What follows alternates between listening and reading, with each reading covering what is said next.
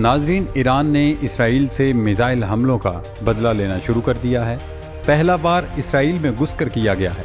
ایران کی جانب سے ایسا کاری وار کیا گیا کہ صہیونی ریاست میں نہ صرف کھلبلی مچ گئی ہے بلکہ نیتن یاہو اینڈ کمپنی کی کانپیں ٹانگ رہی ہیں۔ ان کا ایران سے جنگ کرنے کا پروگرام تو بڑھ چکا ہے۔ اسرائیلی دارالحکومت تل ابیب میں موساد ہیڈ کوارٹرز کے عین سامنے ایرانی ایجنٹ نے بارود سے بھرا ٹرک اسرائیلی فوجیوں کی بس پر چڑھا دیا۔ اس حملے میں بڑی تعداد میں اسرائیلی فوجی ہلاک اور زخمی ہوئے۔ اسرائیلی میڈیا پر نشر کی جانے والی فوٹیج میں دیکھا جا سکتا ہے کہ لاشیں اور زخمیوں کو اٹھانے کے لیے ہیلی کاپٹرز کی مدد لینا پڑی۔ اسرائیل پر کیے جانے والے اس حملے میں ویسے تو ایران ملوث ہے، لیکن بھارتی ایما پر کچھ نام نہاد دفاعی تجزیہ کار اس کے تانے بانے پاکستان سے بھوننے کی کوشش کر رہے ہیں۔ انڈین میڈیا نے اس حملے کو پلوامہ واقعے سے مماثلت دیتے ہوئے کہا کہ ہو سکتا ہے اس ایرانی ایجنٹ کو پاکستان نے ٹریننگ دی ہو کہ اس طرح فوجیوں کی بس پر ٹرک چڑھا دو، کیونکہ اس سے پہلے پلوامہ میں بھی ایسا حملہ ہو چکا ہے۔ اب سوال یہ پیدا ہوتا ہے، کیا واقعی تل ابیب میں کیے جانے والے اس حملے کا پاکستان سے کوئی تعلق ہے؟ کیا اسرائیل پاکستان اور ایران پر ایک ساتھ حملہ کرنے جا رہا ہے؟ اس پر آگے چل کر تفصیل سے ڈسکشن کریں گے۔ دوستو، گزشتہ روز عبرانی کیلنڈر کے حساب سے اسرائیل کے غزہ پر حملے کو 1 برس مکمل ہونے کی مناسبت سے ایک تقریب کا اہتمام کیا گیا۔ دراصل نیتن یاہو نے یہ تقریب اپنی گرتی مقبولیت کو سہارا دینے اور پروجیکشن کے لیے سجائی تھی تاکہ وہ لوگوں میں ہیرو بن سکیں، لیکن اسرائیلی وزیر اعظم کو لینے کے دینے پڑ گئے۔ حماس کے ہاتھوں یرغمال بنائے جانے والے اسرائیل کے اہل خانہ نیتن یاہو کو دیکھتے ہی پھٹ پڑے۔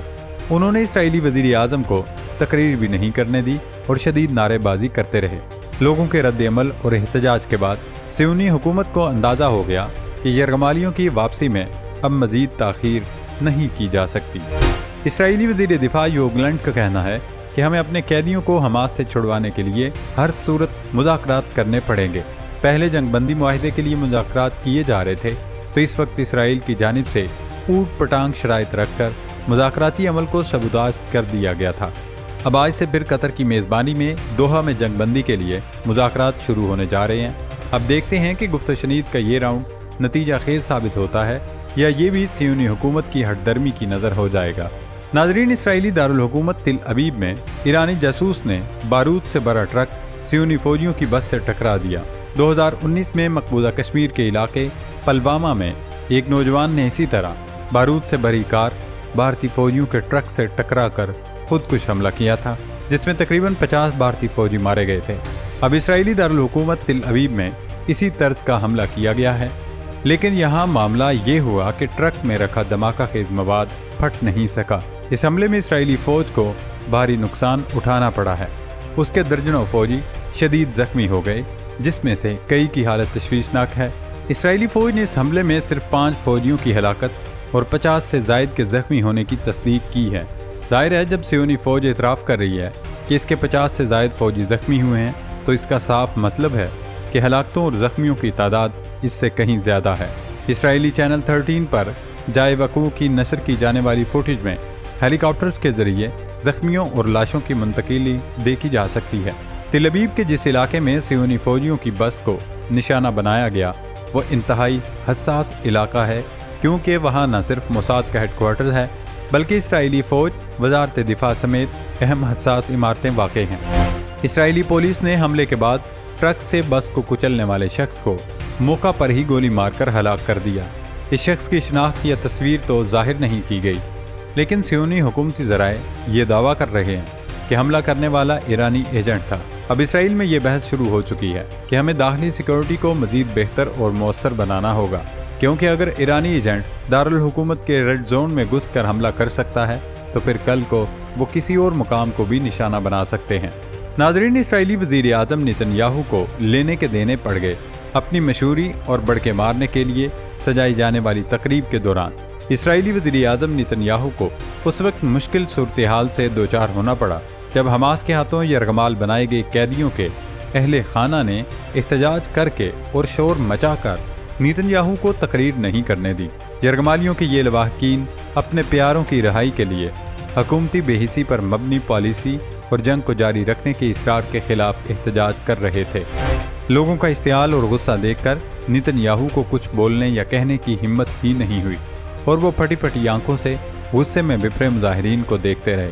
इसराइली अवाम को अच्छी तरह ये अंदाज़ा हो चुका है कि नेतन्याहू अपने इक़्तिदार को मुस्तहकम करने और हुकूमत से चिमटे रहने के लिए जंग को तूल दे रहे हैं।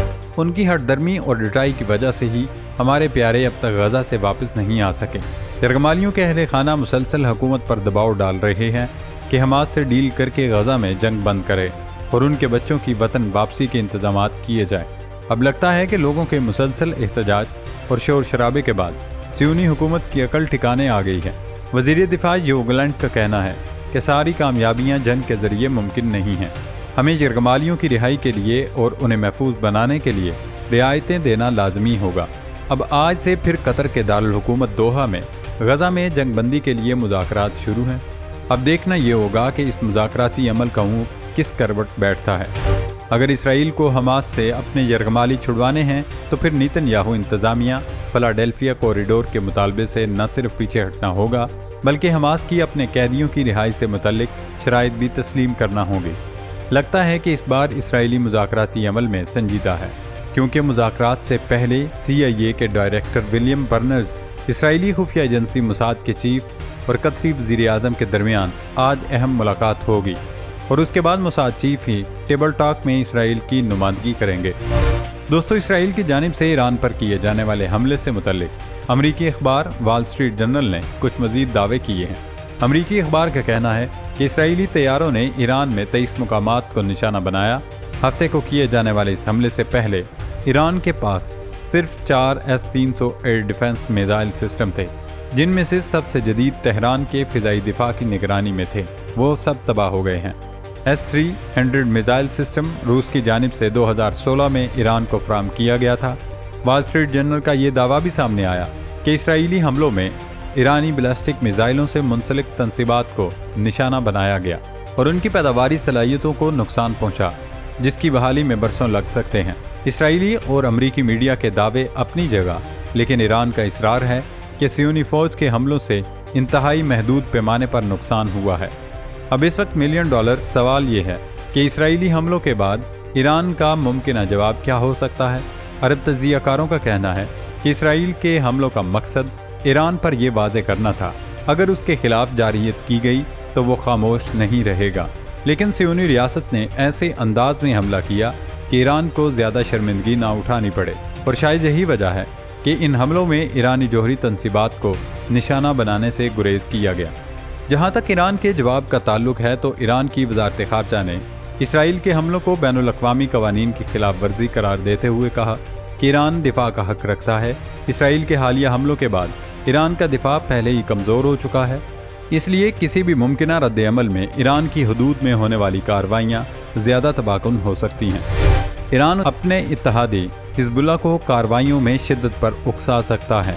ये ईरान के आशीर्वाद का ही नतीजा लगता है कि हिज़्बुल्लाह ने इसराइल की जानिब से कायम की गई 20 मकबूजा बस्तियों को खाली करने का अल्टीमेटम दे दिया।